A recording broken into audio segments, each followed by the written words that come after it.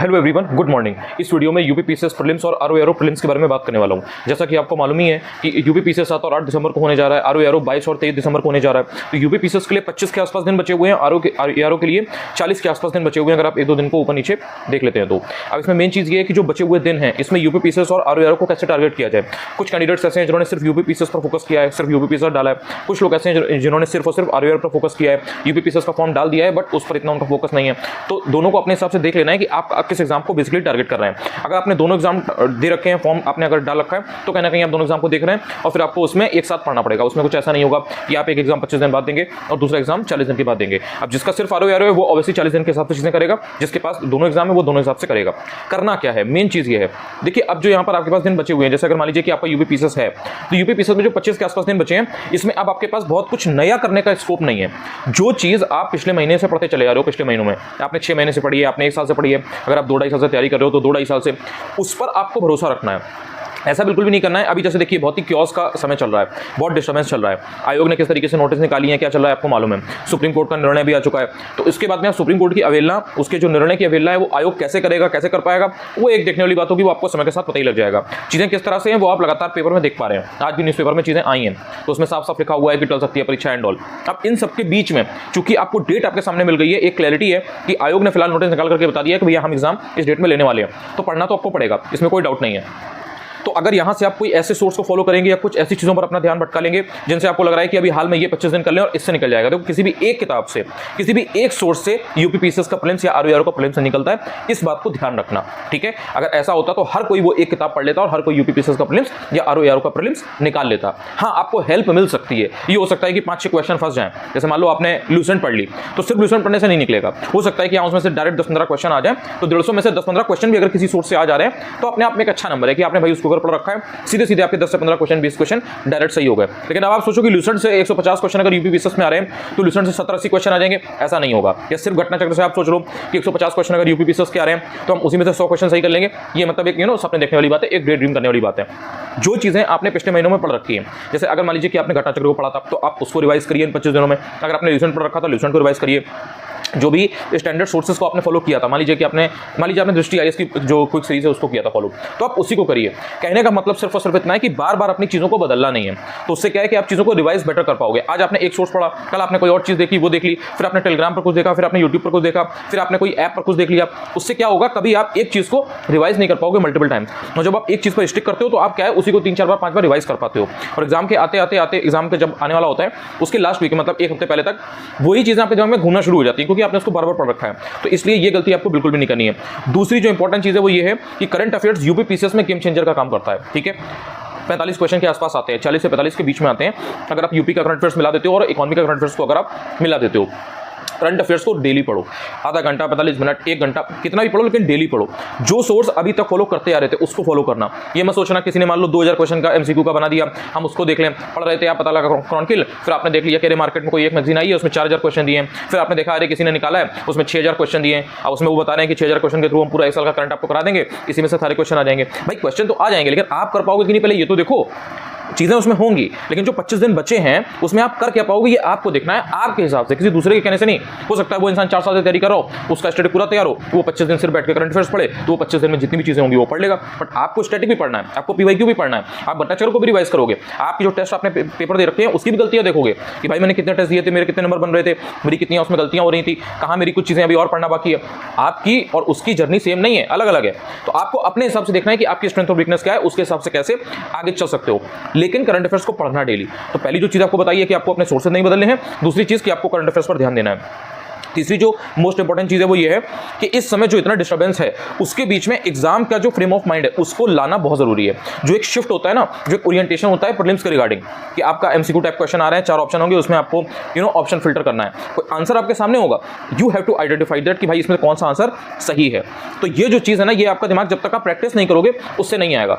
और ये बात बहुत ऑब्वियस है कि अनसर्टेनिटी वहां पर है, अनिश्चितता है। कुछ क्वेश्चन ऐसे आएंगे जो आपने पढ़े ही नहीं होंगे। यूपी पीसीएस में भी ऐसे क्वेश्चन होंगे 10 से 15-20, आरओ में भी ऐसे क्वेश्चन होंगे 10 से 15, 20, 25 जो आपने पढ़े ही नहीं होंगे, आपने कितना भी अच्छी तैयारी की हो, अनसुने होंगे। उन क्वेश्चंस को डील करना आप टेस्ट पेपर के थ्रू सीखते हो। तो जैसे यूपीपीसीएस आपका 25 दिन के आसपास अगर बाद है, 26-27 दिन के बाद मान लीजिए है, तो इसमें आपको डेली 50 क्वेश्चन, तो मतलब एक लिमिट है। जैसे आप 2 टाइम लंच और डिनर करते हो ना, खाना खाते हो, इस टाइम से you have to attempt 50 questions daily और उसका एक्सप्लेनेशन पढ़ना है। ये मतलब करना ही करना है। इसको आप ऐसे रख लो कि रिवीजन की तरह है, ये मुझे करना ही करना है। जब आप एग्जाम के करीब आओगे, 2-3 दिन बचे होंगे, ये जो डेली आपने 50 क्वेश्चन तैयार किए ना, ये आपको कितना रिटर्न देंगे आपको अभी समझ में नहीं आ रहा होगा, बट जिस बच्चे ने ये प्रोसेस को कर रखा है वो ये चीज समझ रहा है, या जो कर रहा है वो इस चीज को समझ पा रहा है। बहुत अच्छा आपका रिटेंशन हो जाएगा चीजों जो आपने पढ़ा रखी है उनका, आपको कॉन्फिडेंस आएगा। जब आप एकदम से पेपर देखोगे ना, उसमें 4 क्वेश्चन हिस्ट्री के पड़े होंगे, 2 क्वेश्चन मॉडर्न हिस्ट्री के पड़े होंगे, 3 क्वेश्चन इंडियन ज्योग्राफी के होंगे, 3 क्वेश्चन पॉलिटी के होंगे, 3 क्वेश्चन यूपी के होंगे, फिर 2 क्वेश्चन एकदम से एनवायरमेंट के होंगे। उनके बीच में आपका दिमाग एकदम से पैनिक नहीं करोगे, आप एंग्जाइटी नहीं होगी, आपको स्ट्रेस क्रिएट नहीं होगा, आप फिल्टर कर पाओगे। अच्छा ठीक है, मैंने यूपी स्पेशल पढ़ा है, चलो इसका ये क्वेश्चन कर लेते हैं, जो टफ है उसको छोड़ दिया, बाद में देखेंगे। एनवायरमेंट का इजी कर लिया, फिर उसमें से इंडियन ज्योग्राफी का इजी वाला देख लिया, पॉलिटी के 3-4 क्वेश्चन इजी जो दिख रहे हैं वो आपने पढ़ रखे हैं पहले से, आपने पता है इसको पहले अटेम्प्ट कर लेना है। ये जो कॉमन सेंस है, ये जो आपका प्रेजेंस ऑफ माइंड है, ये तभी काम करेगा जब टेस्ट पेपर प्रैक्टिस करके जाओगे। इसलिए टेस्ट पेपर डेली प्रैक्टिस करो, 50 क्वेश्चन तो डेली लगाओ।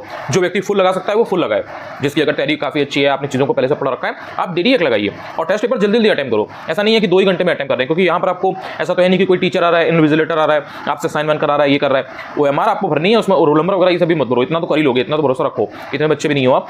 तो 1.5 घंटे में पेपर अटेम्प्ट कर लो, उसके बाद में एनालिसिस में दिमाग लगाओ, भाई मेरे कहाँ पर क्वेश्चन गलत हो रहे हैं, और जो गलतियां हैं उनको मिनिमाइज करने की तरफ देखो। ये जो बचे हुए 25 दिन है, 40 दिन है, इसमें पूरा अपना जो गेम है, जो अपना दिमाग है, वो इस चीज पर लगाओ कि जो मेरे क्वेश्चन गलत हो रहे हैं उनको मैं कम कैसे कर सकूं। मान लो आज आपने टेस्ट दिया 150 क्वेश्चन यूपीपीसीएस का आपने टेस्ट दिया, या आपने ROR का टेस्ट दिया 200 का, 140 जीएस और 60 हिंदी का।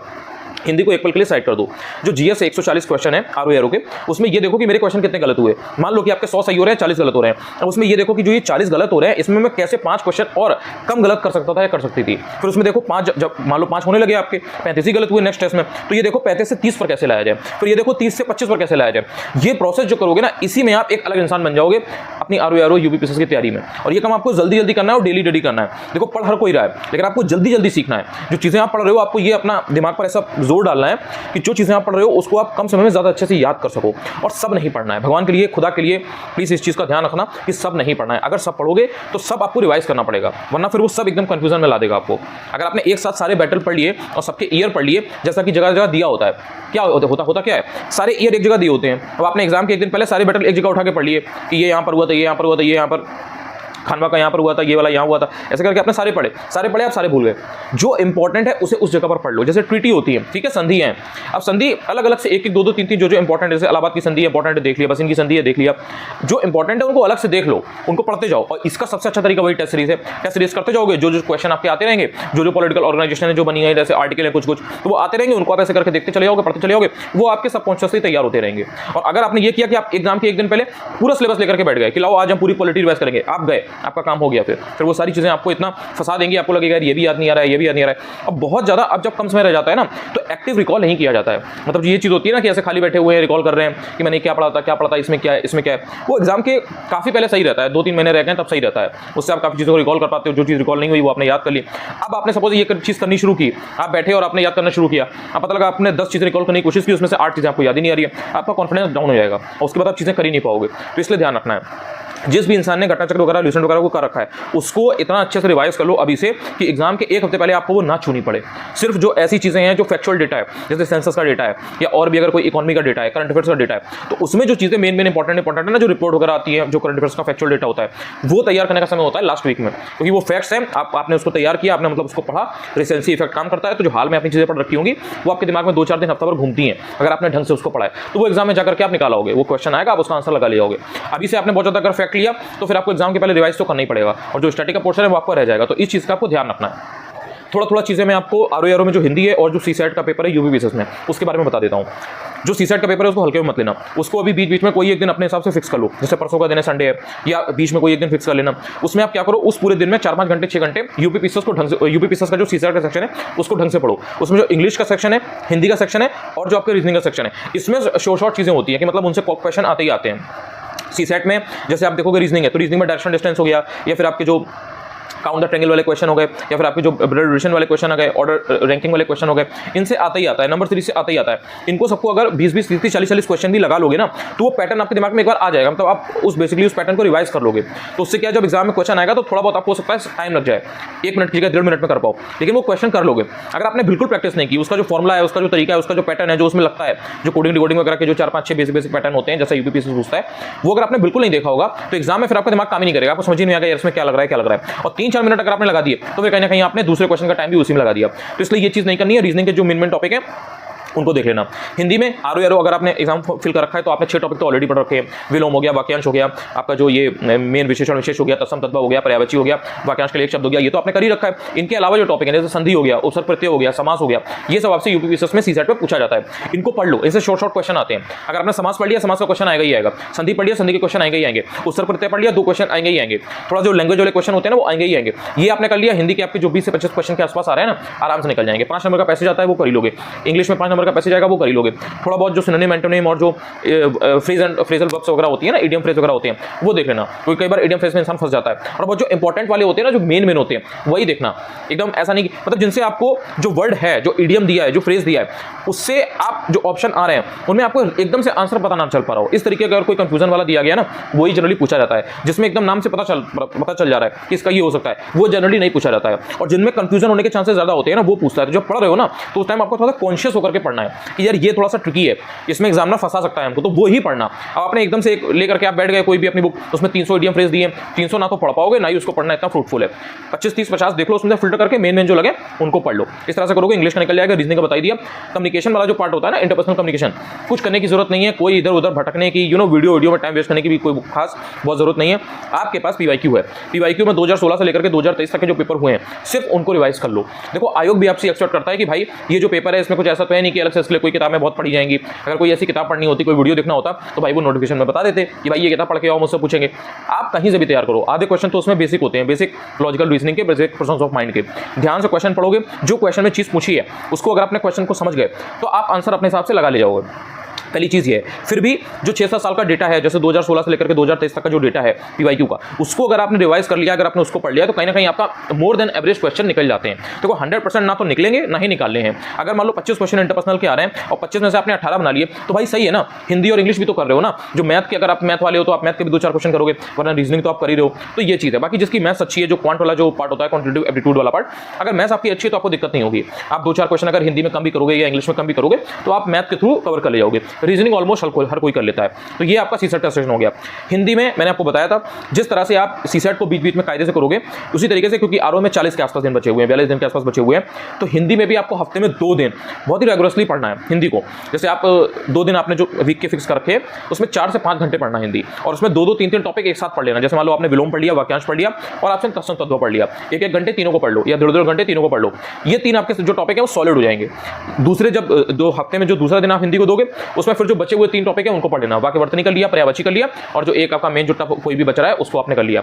इससे क्या है कि आपको कॉन्फिडेंस रहेगा कि यार मैं चीजें कर रहा हूं। डेली अगर आप आधा घंटे 1 घंटे करोगे तो उससे चीजें आपकी रिदम में रहती हैं। लेकिन जब एकदम से 7-8 घंटे किसी चीज पर लग जाते हो ना, उसमें आप प्रो बन जाते हो, आपको उसकी कमांड आ जाती है, और वो बहुत जरूरी है। हिंदी में आप अफोर्ड नहीं कर सकते कि आप क्वेश्चन गलत करो। एक तो नॉर्मलाइजेशन होने जा रहा है, मतलब मान लो जस्ट इनकेस अगर ये बात मान ली जाए, जैसे कुछ बच्चे कह रहे हैं कि नहीं अब तो नोटिस आ गई, एग्जाम होगा ही होगा, तो अगर एग्जाम हो गई और मान ली जाए तो फिर उसके हिसाब से नॉर्मलाइजेशन होगा। नॉर्मलाइजेशन में ऊपर नीचे चीजें होंगी, तो आपको बहुत ज्यादा सेफ खेलना पड़ेगा। पहले अगर ये था कि आप 125-130 ला करके सेफ हो, आप अगले दिन से मेंस की तैयारी कर सकते हो, लोगों के बैचेस ले सकते हो, पेड बैच, अब वो सीन नहीं रह गया। अब आपको यहाँ पर बहुत ज्यादा सेफ होना पड़ेगा। 145 के आसपास अगर आप बना के आ रहे हो नंबर, तब कहीं ना कहीं आपको ये लगेगा कि भाई अगर मेरे 5 नंबर 10 नंबर कम भी हो जाएंगे, तभी कहीं ना कहीं मेरा सिलेक्शन हो जाएगा। इसलिए हिंदी गलत मत करना, क्योंकि जीएस में आपको 5 नंबर बढ़ाना वो होता नहीं है कि बहुत ज्यादा टफ है, लेकिन हिंदी में आप ये चीज कर सकते हो कि हिंदी में आप 60 में 60 बना ले जाओ, और जितना ज्यादा रिवाइज अच्छा कर रखे होगे, तो जो 3 घंटे की स्लॉट होगी ना, उसमें आप हिंदी को कम समय देकर के आप ज्यादा टाइम जीएस को दे सकते हो सकता है कि उधर जो हिंदी का टाइम आप जीएस में लगाओगे उसमें आप 3-4 क्वेश्चन एक्स्ट्रा ले जाओ। तो यही कुछ चीजें थी, इन्हीं को ध्यान रखना है। बहुत ज्यादा आप ये सोचोगे ये भी कर लें ये भी कर लें। अब 25 दिन यूपीपीएससी के लिए बचे हैं, आरआरआर के लिए 40 दिन बचे हैं। अगर आप सोचोगे हम 20 चीजें कर लें, या अपना अगर आप प्लान ऐसा बनाओगे, अपनी जो स्टडी टेबल है उस पर आप 20 चीजें रख लोगे कि इसमें आप डेली वीडियो भी देख रहे हो 4 घंटे, आप डेली इसमें ऐप पर वीडियो भी देख रहे हो, आप यहाँ पर एक पूरा जो आपके पास मटीरियल है इतना मोटा 10-12-20 पन्ने का, उसको भी आप सोच रहे हो कर लेंगे। आपको ऐसा लग रहा है कि आप सब पढ़ लोगे, लेकिन आप सब नहीं कर पाओगे। तो जितनी कम चीजें होंगी ना, जैसे आपके पास आपके अपने नोट्स हैं, जो आप मान लो आप 6 महीने से तैयारी कर रहे हो, आपने एक अपना रजिस्टर जो स्पाइरल वाला वो आपने बना रखा है, उसमें आपके नोट्स हैं, वो आपने लिखे हैं, आपने पढ़ा है, उसको पहले करो। जो चीज़ आप 6 महीने से पढ़ रहे थे उसको पहले करो। तो इससे क्या है कि आपको कॉन्फिडेंस आएगा। नई नई चीज़ें करोगे तो ऐसे तो आपको मजा आएगा, ऐसे तो आपको लगेगा कि मेरी चीज़ें तैयार हो रही हैं, लेकिन अल्टीमेटली आप कंफ्यूजन की तरफ जा रहे हो। तो इस चीज़ से बचना। बाकी सुप्रीम कोर्ट की ऑर्डर की जो उनका जो निर्णय है उसकी अवहेलना आयोग कर पाता है कि नहीं, ये देखने वाली बात होगी। बहुत ही मुश्किल चीज़ है ये। बाकी आप समझदार हो, और कुछ मैं इस बारे में बोलूंगा नहीं। टेलीग्राम चैनल लेकिन जरूर ज्वाइन कर लेना, अनुज चतुर्वेदी ऑफिशियल है, ठीक है। इंपॉर्टेंट अपडेट मैं डालता रहता हूँ।